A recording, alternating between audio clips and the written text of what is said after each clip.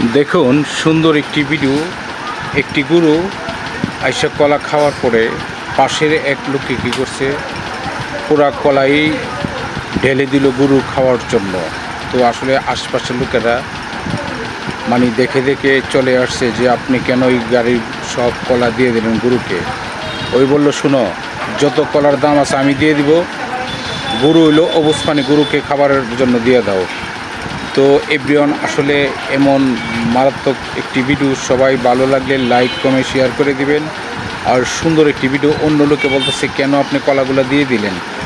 তো আসলে ওই বারবার একটু বলতেছে যে অবস্থানি কলা খাইতে চাইছে, খাক, আর যত টাকা আছে আমি আপনাকে দিয়ে দিব। বেনুলাকে সব টাকা দিয়ে দিল।